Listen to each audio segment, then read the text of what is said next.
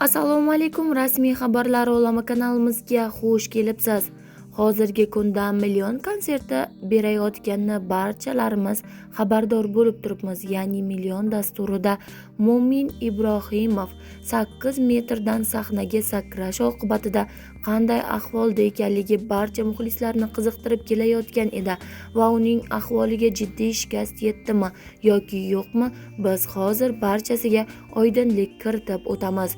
Mo'min Ibrohimov 8 metrdan sahnaga sakrash oqibatida miya chayqalishi hamda yelka jarohatini ishlab oldi. Shuning uchun aktyor konsertning navbatdagi seansida improvizatsiya qilib vaziyatdan chiqib ketdi. Mo'min Ibrohimovga sog' salomatlik tilaymiz. Keyingi videoroliklarimizni kuzatib boring. Xayr, salomat bo'ling. Assalomu alaykum, rasmiy xabarlar olami kanalimizga xush kelibsiz. Bu yerda siz Instagram olamida bo'layotgan eng so'nggi yangiliklardan xabardor bo'lishingiz mumkin.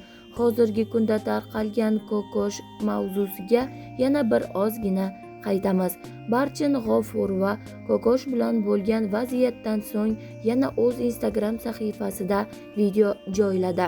Unda aytilishicha, kokoshning ahvoli qanday deya muxlislari tomonidan kelgan savollarga oydinlik kiritgan holatda yoniga borib video rolik joyladi.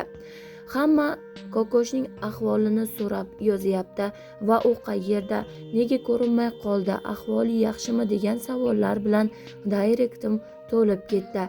Mana sizlarga kokoshni ko'rsataman deb uni yoniga ko'rgani keldim. Ko'rib turganingizdek, ustimizda xalatlar, og'zimizda maska va bu yerga kirish holatida sanitariya va gigiyena holatlariga qattiq rioya qilgan holatda kirib uni ko'rib ketyapmiz, deydi. Kokoshga yuzlanar ekan kokosh ahvoli yaxshi ekanligini va hozirda u juda ham yaxshi rejimda, yaxshi sharoitlarda kechirayotgan ekanligini aytib o'tgan. Ahvoli juda ham yaxshi ekanligi ko'rinishidan ma'lum va hozirgi holatda yotgan shifoxonasidan juda ham minnatdorligini aytib o'tgan. Davlat shifoxonasida yotqizilgan kokoshning ahvoli ancha yaxshi.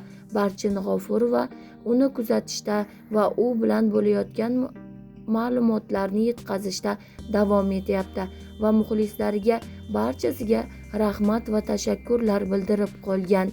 Keyingi videoroliklarimizda uchrashguncha xayr, salomat bo'ling.